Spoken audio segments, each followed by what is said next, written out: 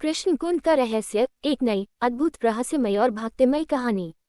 वृंदावन से दूर घने जंगलों और शांत घाटियों के बीच एक प्राचीन स्थान था, जहां एक दिव्य जल स्रोत स्थित था जिसे लोग कृष्ण कुंड कहते थे।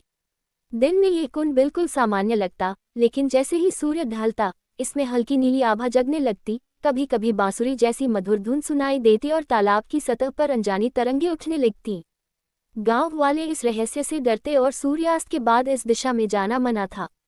उसी गांव में रहता था आरव, एक भोला, कृष्ण भक्त और जिज्ञासु बालक, जिसके मन में हमेशा यही प्रश्न उठता कि आखिर कृष्ण कुंड में होता क्या है। जन्माष्टमी की रात मंदिर में भजन और झूले के बीच भी उसकी आंखें बार बार जंगल की ओर उठ रही थी, जैसे कोई अदृश्य शक्ति उसे पुकार रही हो। रात में आरव अकेला मंदिर में बैठा और धीरे से बोला, कन्हैया, अगर आप सच में वहां आते हो तो मुझे अपना संकेत दो। उसी क्षण दीपक की लौ तेज हो गई और हवा में मुरली की बहुत हल्की धुन तैर गई, मानो जवाब मिल गया हो। अगले दिन पूर्णिमा थी और उसी रात आरव छोटा दीपक और दादाजी की बांसुरी लेकर चुपचाप जंगल की ओर निकल पड़ा। घना अंधेरा, पेड़ों की सरसराहट और चांदनी की किरणें सब मिलकर वातावरण को रहस्यमय बना रही थी। कई देर चलने के बाद वह एक पुराने शिलास्तंभ तक पहुंचा जिसे कृष्ण कुंड का प्रवेश माना जाता था। वहां हवा अचानक ठंडी हो गई और आरव को दूर नीली रोशनी की चमक देखी, जिसका पीछा करते हुए वह प्रथम बार कृष्ण कुंड के सामने पहुंचा। कुंड चांदनी में चमक रहा था, उसके पानी से हल्की नीली लहरें उठ रही थी, जैसे कोई जीवित ऊर्जा उसमें दौड़ रही हो। आरव कांपते हुए किनारे बैठ गया और दीपक जलाकर बोला, कन्हैया, मैं आ गया हूँ। यदि आप यहाँ हैं तो मुझे एक संकेत दीजिए। कुछ क्षण बाद अचानक पानी खुद ब खुद लहराने लगा। कुंड के बीच से एक छोटा सा प्रकाश उठा, पहले नीला, फिर सुनहरा, और बांसुरी की धुन और स्पष्ट होने लगी। वातावरण पूरी तरह शांत होकर जैसे रुक गया था। आरव की सांसें थम गईं और वह श्रद्धा व विस्मय से फुसफुसाया, प्रभु, क्या आप सच में यहाँ हैं?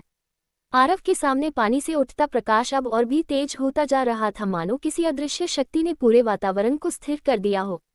चांदनी की रोशनी कुंड के पानी के साथ मिलकर एक दिव्य चमक फैला रही थी और आरव की धड़कनें इतनी तेज थीं कि उसे अपने कानों में भी सुनाई दे रही थी। अचानक पानी के बीचों बीच उठता वह प्रकाश धीरे धीरे एक गोलाकार घेरे की तरह फैलने लगा, जैसे किसी अद्भुत दुनिया का दरवाजा खुल रहा हो। इसी पल बांसुरी की धुन इतनी स्पष्ट हो गई कि जंगल की हवा भी उसके सुरों पर झूमने लगी। आरव आश्चर्य में कदम आगे बढ़ाता है, पर उसके पैरों में स्वयं ही विनम्रता आ जाती है और वह हाथ जोड़कर जमीन पर घुटनों के बल बैठ जाता है। प्रकाश इतना शांत और इतना पवित्र था कि उसे लगा जैसे कोई उसे अपने करीब बुला रहा हो। तभी कुंड के भीतर से एक हल्की नीलाभ आकृति दिखाई देने लगी, पहले सिर्फ आभा, फिर धीरे धीरे रूप। आरव की सांसें रुक गईं, उसकी आंखें फैल गईं और वह अवाक होकर देखता रहा कि वह आकृति धीरे धीरे स्पष्ट हो रही है। पीतांबर लहराते, मोरपंख की हल्की झलक, और ऐसा प्रतीत होने लगा मानो कुंड के जल में किसी दिव्य बालक का प्रतिबिंब उभर रहा हो। अचानक एक तेज झिलमिलाहट हुई और कुंड का पूरा जल मानो किसी ने हिलाया हो। दो तीन गोल तरंगे बनकर चारों दिशाओं में फैल गईं और उसी क्षण कुंड के किनारे रखे हुए छोटे पौधे स्वतः झुक गए, जैसे किसी महान उपस्थिति के आगे प्रणाम कर रहे हों। आरव का मन भय, प्रेम और आश्चर्य से भर चुका था। उसने कांपती आवाज में कहा, हे प्रभु, क्या ये सच में आप हैं? उसी क्षण हवा की एक कोमल लहर आई, लेकिन ये सामान्य हवा नहीं थी, इसमें हल्की चंदन की सुगंध थी, वही सुगंध जो अक्सर मंदिर में आरती के समय महसूस होती है। आरव समझ गया कि यह संयोग नहीं, संकेत है। उसकी आंखों के सामने अचानक कुंड की नीली आभा केंद्रित होकर एक बिंदु में बदलने लगी और बिंदु से एक हल्की सुनहरी रेखा ऊपर उठी, जैसे कोई हाथ आकाश की ओर बढ़ रहा हो। उसी पल पूरा वातावरण एक अनकही आवाज से भर गया, आवाज नहीं बल्कि एक अनुभूति, जैसे कोई मौन में कह रहा हो, डरो मत, मैं यही हूँ। आरव के शरीर में सिहरन दौड़ गई। उसके हाथ अपने आप ऊपर उठ गए और उसकी आंखों में आंसू उमड़ आए। उसे लगा जैसे सदियों से जिस परम सत्य को वह सुनता आया था, वह आज उसकी आंखों के सामने प्रकट होने वाला है। इसी क्षण कुंड के पानी में अचानक एक बहुत हल्की झलक दिखाई दी, जैसे दो कमल पंखुड़ियों के बीच कोई खड़ा हो, और आरव के हृदय ने पहली बार धड़कन छोड़ दी। उसने महसूस किया, रहस्य अब शुरू हो चुका है। रात गहराती जा रही थी और मंदिर के बाहर खड़े आरव की धड़कनें तेज होती जा रही थीं। अचानक हवा का एक बवंडर उठा और सूखी पत्तियां उसके पैरों के पास घूमने लगीं, मानो किसी अनदेखी शक्ति ने उसे पुकारा हो। वह सावधानी से मंदिर के आंगन में कदम रखता है, जहां सिर्फ दीपक की टिमटिमाती लौ अंधेरे से लड़ रही थी। उसी समय उसे वही रहस्यमयी पदचाप फिर सुनाई दी, लेकिन इस बार साफ, बिल्कुल पास। आरव, नाम लेकर किसी ने पुकारा। वह चौंक कर पीछे मुड़ा, मगर वहां कोई नहीं था। अचानक मंदिर की दीवार पर उकेरी पुरानी मूर्तियों पर हल्की चमक फैलने लगी, जैसे उनमें जान आ गई हो। उसे वे शब्द याद आए जो उस साधु ने कहे थे, जब रात और जंगल मिलकर मौन हो जाएं, तब वही समय होता है जब देवत्व और रहस्य एक साथ प्रकट होते हैं। डर और भक्ति के बीच घिरा आरव आगे बढ़ा। जैसे ही उसने गर्भगृह की दहलीज पार की, एक ठंडी लहर उसके शरीर को छूकर गुजरी। वहां शिवलिंग पर जल नहीं था, बल्कि हल्की नीली रोशनी धीरे धीरे उठ रही थी, जो पहले कभी किसी ने नहीं देखी थी। उसी रोशनी में उसे पता नहीं क्यों, पर साधु की परछाई दिखाई देने लगी, मानो वह कहीं पास ही खड़ा उसे देख रहा हो। उसी क्षण बाहर जंगल में कुछ भारी चीज गिरने की आवाज आए, फिर धीमी गुर्राहट, और आरव समझ गया कि वह अब सिर्फ भक्ति की परीक्षा में नहीं है, बल्कि जंगल के छिपे भय से भी सामना करने वाला है। जंगल के भीतर से आती गुर्राहट धीरे धीरे और करीब आने लगी, जिससे आरव का दिल तेजी से धड़कने लगा, लेकिन फिर भी वह गर्भगृह से एक कदम भी पीछे हटने की हिम्मत नहीं जुटा पाया। नीली रोशनी अब शिवलिंग के चारों ओर घूमने लगी थी और उसके घूमते ही मंदिर की दीवारें, खंभे और प्राचीन शिलालेख हल्का हल्का कंपन करने लगे, मानो यह कोई दिव्य संकेत हो कि कुछ अद्भुत होने वाला है। अगले ही क्षण मंदिर के बाहर की हवा में ऐसा सन्नाटा छा गया कि पत्ते भी हिलना बंद हो गए। पूरा जंगल अचानक बेमानव जैसा शांत हो गया, और इस गहरी चुप्पी में आरव को मंदिर के भीतर एक धीमी, अनोखी आवाज सुनाई दी, जैसे कोई पुराना शंख बिना हाथ लगाए धीरे धीरे बज रहा हो। वह आवाज मंत्रों की तरह मंदिर में फैलने लगी और उसी ध्वनि के साथ दीवारों की छाया एक दिशा में मुड़ने लगी। जहां पहले सामान्य अंधेरा था, पर अब वहां काली धुंध उठकर एक आकृति का रूप लेने लगी। आरव की सांसें अटक गईं। वह वही साधु था जिसे उसने दोपहर में देखा था, बस अब उसका चेहरा अधिक उज्जवल, अधिक दिव्य और आंखों में अलौकिक चमक। साधु की उपस्थिति से गर्भगृह में फैलती ठंड अचानक गर्माहट में बदल गई। साधु ने धीमी लेकिन शक्तिशाली आवाज में कहा, आरव, तुम्हें यहाँ बुलाया इसलिए गया है क्योंकि यह मंदिर सिर्फ एक पूजा का स्थान नहीं, बल्कि एक रहस्य का द्वार है। वर्षों से ये द्वार बंद है, पर आज ये खुलने वाला है। लेकिन याद रखना, हर रहस्य प्रकाश नहीं लाता, कुछ रहस्य अंधेरों से भी पुराने होते हैं। साधु की ये बातें सुनकर आरव की रीढ़ में सनसनी दौड़ गई। वह कुछ पूछ पाता उससे पहले ही मंदिर के बाहर अचानक फिर वही गुर्राहट सुनाई दी, इस बार इतनी भयानक कि जैसे पूरा जंगल कांप उठे। साधु ने बिना पीछे देखे कहा, वह आ गया, और उसकी आंखों में पहली बार भय की झलक आरव ने देखी। साधु की वह आ गया वाली फुसफुसाहट सुनते ही आरव का दिल जैसे एक पल को रुक गया, क्योंकि बाहर से आती भयानक गुर्राहट अब मंदिर की दहलीज तक पहुंच चुकी थी, मानो कोई अदृश्य पशु या शायद कोई ऐसा अस्तित्व जिसका नाम लेना भी अशुभ हो। मंदिर के मुख्य द्वार पर लगे प्राचीन ताले अपने आप खड़खड़ाने लगे, जैसे कोई भारी ताकत उन्हें तोड़ने की कोशिश कर रही हो। आरव भय से उधर देखने लगा, पर साधु ने उसके कंधे पर हाथ रखते हुए कहा, पीछे मत देखना आरव। वह भय को जीवित रखकर ताकत पाता है। जिस दिशा में तुम्हारी नजर जाएगी, वहीं से वह अपना रूप बदलकर तुम्हारे सामने प्रकट हो जाएगा। ये सुनकर आरव का गला सूख गया। तभी मंदिर के भीतर शिवलिंग के चारों ओर घूमती नीली रोशनी तेज होकर ज्वाला जैसी उठने लगी और हवा इतनी भारी हो गई कि सांस लेना मुश्किल होने लगा। साधु ने अपनी कमर से एक पुरानी माला निकाली, वही माला जिसके बारे में गांव में कहा जाता था कि यह कृष्णकुंड रक्षा माला है और जिसे सिर्फ चुनिंदा भक्तों को दिया जाता है। उन्होंने वह माला आरव के हाथ में थमाते हुए कहा, तुम्हें पता नहीं तुम यहाँ क्यों आए हो, पर यह सत्य है कि तुम्हें ही चुना गया है। ये कुंड सिर्फ एक जलाशय नहीं है, ये देवताओं के संदेश और राक्षसी शक्तियों के मार्ग के बीच की एक सीमा है। जब सीमा कमजोर होती है, वह सत्ता बाहर निकलने की कोशिश करती है, और आज वही समय है। साधु के शब्दों के साथ ही मंदिर का दरवाजा एक जोरदार धमाके से हिल उठा, जैसे किसी ने अपने विशाल पंजे से एक ही झटके में पूरी चौखट को झकझोर दिया हो। आरव डर के मारे पीछे हट गया और तभी उसने दरार से एक लंबी, चमकती हुई लाल आंख को अंदर झांकते देखा। उसकी नसों में खून जम गया। साधु तुरंत मंत्रोच्चार करने लगे, उनकी आवाज गंभीर, तेज और गूंजती हुई थी, जिससे मंदिर के चारों ओर आध्यात्मिक कंपन फैलता चला गया।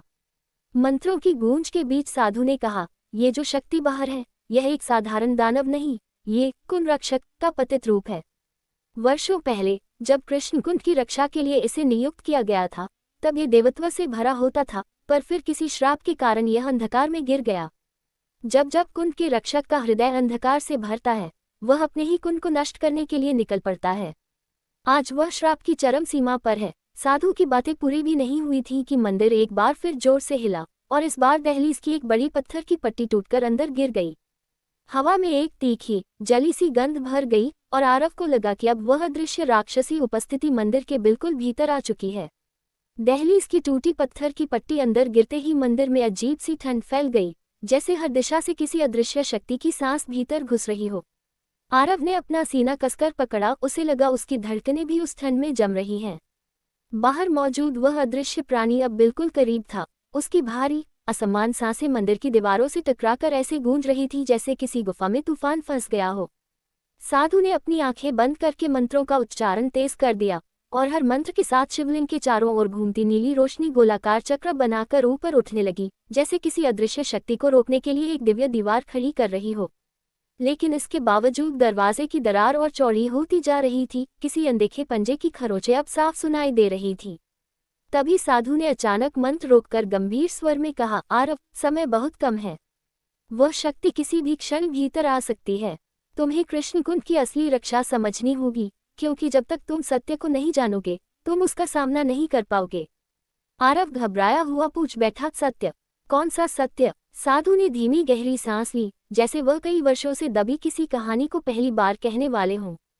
कृष्णकुंड सिर्फ एक साधारण जलकुंड नहीं है आरव, ये स्वयं भगवान श्री कृष्ण की दिव्य ऊर्जा का केंद्र है। महाभारत के बाद जब पृथ्वी पर कलियुग की छाया गहरी होने लगी, श्री कृष्ण ने अपने एक आंशिक तेज को गुप्त रूप से इस कुंड में स्थापित किया था, ताकि भविष्य में कोई भक्त या योग्य आत्मा उसका उपयोग कर सके। उन्हें पता था कि समय के साथ अंधेरा बढ़ेगा, इसलिए इस कुंड की रक्षा के लिए एक दिव्य प्राणी बनाया गया, कुंड रक्षक। साधु की आवाज और भारी हो गई। परंतु एक रात कुछ असुर शक्तियों ने उस रक्षक पर आक्रमण किया, उसका मन भ्रमित कर दिया और वह रक्षक अपने ही उद्देश्य को भूलकर नियंत्रण खो बैठा।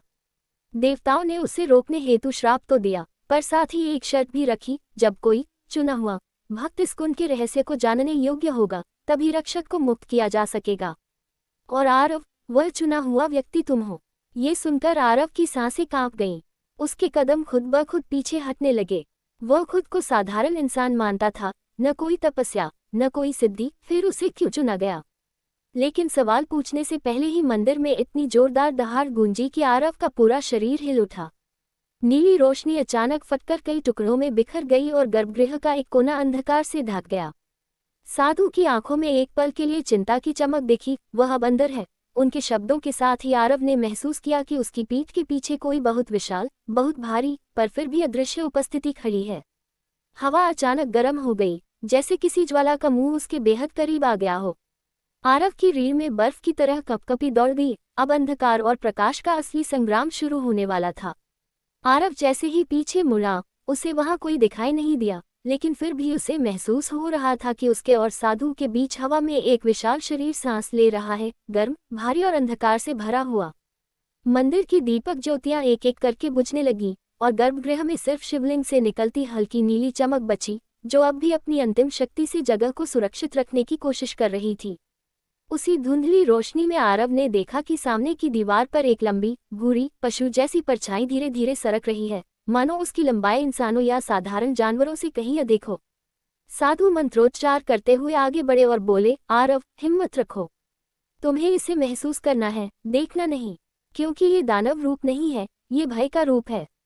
जितना तुम डरोगे उतना यह मजबूत होगा। लेकिन आरव की सांसें टूट रही थी, दिल कांप रहा था। उसके कानों में एक भारी गुर्राहट बार बार गूंज रही थी, जो लगता जैसे सीधे उसकी आत्मा पर चोट कर रही हो। अचानक अंधेरे में दो लाल आंखें चमकी, इतनी तेज कि वो रोशनी नहीं, जख्म की तरह लग रही थी। उन आंखों को देखकर आरव की टांगें ढीली पड़ गईं। वह लगभग गिरने ही वाला था कि साधु ने उसे थाम लिया और कहा, याद रखो, ये रक्षक है, शत्रु नहीं। यह पागल है, पतित है, श्रापित है, पर पूरी तरह दानव नहीं। इसके भीतर अभी भी दिव्यता का एक कण जागृत होने का इंतजार कर रहा है। लेकिन अगले ही क्षण वह लाल आंखें आरव के इतने करीब आ गईं कि उसे लगा किसी विशाल मुंह की गर्म सांस उसके चेहरे पर पड़ रही है। हवा अचानक बदबू से भर गई, जली हुई मिट्टी, पुराने खून और गीले जंगल की सड़ी गंध का मिश्रण, जिसने आरव को उल्टी जैसा महसूस करा दिया। साधु ने तुरंत अपनी माला उठाकर हवा में घुमाई और जोर से मंत्र पढ़ा। उनके मंत्र की गूंज से वह लाल आंखें एक पल को पीछे हट गईं, पर फिर और अधिक उग्र होकर चमकने लगी। मंदिर की दीवारें थरथराने लगी, छत से धूल गिरने लगी और ऐसा लगा कि अगर कुछ ही पलों में समाधान नहीं हुआ तो पूरा मंदिर ढह जाएगा। साधु ने तेज स्वर में कहा, आरव, कुन रक्षक तुम्हें पहचानने की कोशिश कर रहा है। अगर वह तुम्हें चुने हुए के रूप में पहचान लेता है तो इसका श्राप कमजोर होने लगेगा। इसके लिए तुमको एक काम करना होगा, इसकी आंखों में सीधा देखना। डरना मत, नहीं तो ये तुम्हारे मन को निगल लेगा। आरव के पैरों तले जमीन खिसक गई। उसकी आत्मा कांप उठी। उस भयानक दानवीय आंखों में देखना यानी मौत को सीधा सामने देखना। लेकिन उसी क्षण जैसे किसी अनजानी शक्ति ने उसके भीतर साहस भर दिया हो, आरव ने साधु की पकड़ छोड़कर एक कदम आगे बढ़ाया। वह कांप रहा था, सांसें भारी थीं, पर उसने अपनी नजरें स्थिर की और लाल आंखों की ओर देख लिया। दुनिया जैसे एक पल को थम गई। हवा रुक गई, दहाड़ बंद हो गई। सिर्फ दो आंखें और आरव दोनों एक दूसरे की चेतना को छूते हुए। और अगले ही क्षण आरव को लगा कि वह किसी और दुनिया में खींचा जा रहा है। एक गहरा अनंत अंधेरा जिसमें एक टूटी हुई आत्मा रो रही थी, चीख रही थी, मदद मांग रही थी। उसे समझ आया, ये दानव नहीं, सहायता की पुकार है। उसी पल वह लाल आंखें अचानक बुझ गईं और गर्भगृह में सिर्फ आरव की तेज हौंफती हुई सांसें गूंजने लगी। पर यह शांति बस कुछ ही क्षण की थी, क्योंकि अब असली संघर्ष शुरू होने जा रहा था, जहां आरव को उस श्रापित रक्षक की आत्मा के भीतर प्रवेश करना था और कृष्णकुंड का रहस्य पूरी तरह उजागर होना था। लाल आंखों के बुझते ही मंदिर में ऐसी गहरी शांति छा गई कि जैसे हवा भी सांस लेना भूल गई हो। पर यह शांति स्वाभाविक नहीं थी, ये तूफान के आने से पहले का वह खतरनाक विराम था जिसमें हर चीज स्थिर हो जाती है लेकिन भीतर से टूटने को तैयार रहती है। आरव अभी भी अंधेरे में खड़ा था। उसका सीना तेजी से उठ गिर रहा था, जैसे वह किसी गहरी खाई से अभी अभी बचकर निकला हो। साधु ने उसकी ओर देखा। उनकी आंखों में राहत कम और चिंता ज्यादा थी, क्योंकि जो हुआ था वह सिर्फ एक शुरुआत थी। साधु ने शांत लेकिन गहरे स्वर में कहा, आरव, अभी तुमने उसकी बाहरी चेतना को छुआ है, वह हिस्सा जो श्राप में जकड़ा हुआ है। अब असली लड़ाई कुन रक्षक की आत्मा के भीतर होगी। उसके भीतर प्रवेश करना आसान नहीं। उसके भीतर अंधेरा, क्रोध, पीड़ा और उस श्राप की अग्नि भरी हुई है जिसने उसे देवत्व से गिराकर इस रूप में बदल दिया। तभी अचानक जमीन के भीतर गहरा कंपन होने लगा। मंदिर के नीचे से जैसे कोई विशाल शक्ति जाग रही थी। शिवलिंग की नीली चमक फिर से तेज होने लगी, पर इस बार यह प्रकाश स्थिर नहीं था। यह ऐसे कांप रहा था जैसे किसी अदृश्य शक्ति को रोकते रोकते इसकी ऊर्जा टूटने लगी हो। साधु चौंक गए। नहीं, यह इतनी जल्दी नहीं होना चाहिए था। श्राप बढ़ रहा है। यदि रक्षक का अंधेरा पूरी तरह बाहर आ गया तो वह कुंड को निगल जाएगा और इस जंगल की सारी चेतना नष्ट हो जाएगी। आरव, समय हमारे हाथ से फिसल रहा है। उसी समय वह अदृश्य रक्षक या उसका विशाल साया फिर से प्रकट होने लगा। इस बार वह मंदिर की दीवारों पर उभर रहा था, जैसे उसका शरीर धुएं और छायाओं से बना हो, जिसकी कोई स्थिर आकृति नहीं थी। उसकी गुर्राहट पहले से कहीं अधिक गहरी और दर्द भरी थी, जैसे वह खुद भी अपने भीतर के अंधकार से तड़प रहा हो। उसकी आवाज सीधे आरव के मन में गूंजने लगी, तुम कौन हो? क्यों मेरी चेतना को छुआ? मैं कौन हूँ? यह आवाज इतनी भारी थी कि आरव को लगा उसके कान फट जाएंगे, पर वही आवाज कहीं एक बच्चे की तरह डरी हुई भी लग रही थी। साधु चीखे, आरव, यही वह क्षण है, उससे बात करो। उसके भीतर का देवत्व तुम्हारी आवाज पहचान सकता है, पर ध्यान रखना, उससे संवाद सिर्फ मन से होगा, शब्दों से नहीं।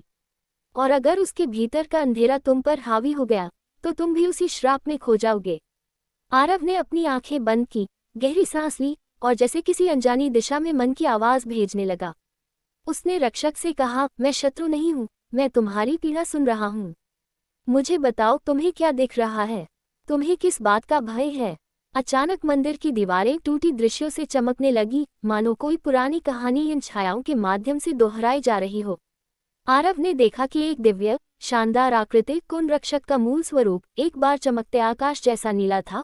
उसकी आंखों में शांति थी और उसके हाथों में प्राचीन त्रिशूल जैसा शस्त्र। वह कुंड की रक्षा करता था, लेकिन फिर अंधेरा फैलता दिखा। असुर ऊर्जा उसकी चेतना में घुस गई, उसे भ्रमित किया और एक रात वह अपने ही स्वरूप को भूलकर विनाशक बन गया। दृश्य इतना तीव्र था कि आरव का मन डगमगा गया। उसका सिर भारी होने लगा, अंधेरा अंदर खींचने लगा। उसे अपनी पहचान भी धुंधली लगने लगी, जैसे वह खुद रक्षक की पीड़ा में डूब रहा हो। तभी साधु गरज कर बोले, आरव, अपनी चेतना संभालो, कृष्ण का स्मरण करो, उनका नाम तुम्हें बचाएगा। आरव ने सारी हिम्मत जुटाकर मन ही मन पुकारा, कृष्ण कृष्ण, और जैसे ही यह नाम उसके भीतर गूंजा, अंधेरा एक पल को पीछे हट गया। उसी क्षण रक्षक की चेतना से एक और आवाज निकली, पहली बार नर्म, भावुक, टूटी हुई, मुझे मुक्त करो। आरव कांप गया।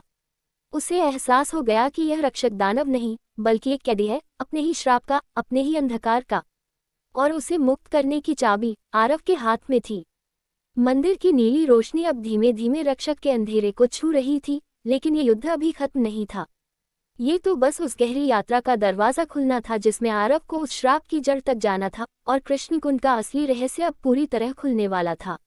रक्षक की टूटी हुई आवाज, मुझे मुक्त करो, आरव के मन में इतनी गहराई से उतर गई कि वह एक पल को सांस लेना भी भूल गया, जैसे किसी की दशकों पुरानी पीड़ा उसकी आत्मा में उतर आई हो। मंदिर का वातावरण अब पूरी तरह बदल चुका था। पहले जो अंधेरा सिर्फ डर पैदा कर रहा था, अब वह एक अजीब सी दबी हुई करुण पुकार की तरह महसूस हो रहा था, मानो वह भयानक छाया खुद अपनी यातना से छुटकारा चाहती हो। शिवलिंग की नीली रोशनी बिखरकर आरव के पैरों तक फैलने लगी, जैसे वह उसे राह दिखा रही हो कि आगे क्या करना है। साधु ने अपना हाथ ऊंचा उठाते हुए कहा, आरव, उसकी आत्मा की जकड़न अभी कमजोर हुई है, पर यह बस कुछ लौकिक क्षण है। श्राप की जड़ तक पहुंचने के लिए तुम्हें उसकी चेतना के भीतर उतरना होगा, उसके मन में, जहां असली युद्ध चल रहा है। ये सुनकर आरव को सिहरन दौड़ गई, क्योंकि अभी तक वह सिर्फ रक्षक की बाहरी छाया से लड़ रहा था, लेकिन अब उसे उस अंधकार के मूल तक जाना था, जो शायद सदियों से उबलता हुआ अंधेरा था। अचानक मंदिर के भीतर एक शक्तिशाली झोंका उठा, नीले प्रकाश के साथ घूमती उलझी हुई हवाएं गोलाकार कुंड जैसा रूप लेने लगी, ठीक शिवलिंग और गर्भगृह के बीच। हवा इतनी तेज थी कि आरव को खुद को रोके रखने के लिए दोनों हाथ आगे बढ़ाने पड़े। साधु ने कहा, ये द्वार है, चेतना का द्वार। जब रक्षक श्रापित हुआ था, तब यही द्वार बंद हो गया था। सदियों बाद ये पहली बार खुल रहा है, क्योंकि तुमने उसकी आत्मा को पुकारा है। आरव ने कांपते स्वर में पूछा, पर मैं वहां जाऊं कैसे? और क्या होगा अगर मैं लौटकर न आ सका? साधु ने गहरी सांस लेते हुए कहा, जो सत्य जानने योग्य होता है, उसे ही ये द्वार स्वीकार करता है। तुम चुने गए हो, क्योंकि तुम्हारे भीतर भय से ज्यादा करुणा है। और यही कुंड का नियम है, जिसके हृदय में दया हो, वही अंधकार की गहराई में उतर सकता है बिना खुद खोए। अचानक हवा में एक भारी, दर्द भरी गर्जना गूंजी। रक्षक का अंधकार फिर से सक्रिय हो रहा था। दीवारों पर उसकी विशाल छाया उभरने लगी, पर अब वह क्रोध से नहीं, बल्कि किसी यातना से कांप रही थी, मानो वह खुद आरव से मदद की भीख मांग रही हो। उसकी आवाज, जो पहले डरावनी थी, अब टूटे हुए सपने जैसी लग रही थी। मैं भीतर फंसा हूँ, अंधेरे ने मुझे निगल लिया। आरव के पैर जैसे अपने आप आगे बढ़े। उसके दिल में अब डर कम और एक अजीब सी करुणा जग रही थी। वह द्वार की ओर बढ़ने लगा। ठीक उसी समय साधु ने अपने कमंडल से कुछ जल छिड़का, जो शिवलिंग से उठती नीली रोशनी में चमकने लगा और एक सुरक्षा चक्र बनाकर आरव के चारों ओर घूमने लगा। साधु बोले, याद रखना आरव, वहां अंदर कोई रूप स्थिर नहीं होता। जो तुम देखोगे, वह रक्षक की चेतना के अनुसार बदलता रहेगा। वहां वह अंधकार भी मिलेगा जिसने उसे निगला, और वह प्रकाश भी जो उसे वापस ला सकता है। पर सबसे खतरनाक बात यह है, अगर अंधेरा तुम्हें अपनी वास्तविकता का हिस्सा मानने लगे, तो तुम भी उस श्राप का हिस्सा बन जाओगे। हवा की तेज घूमन अब और प्रबल हो चुकी थी, और कुंज जैसा द्वार नीले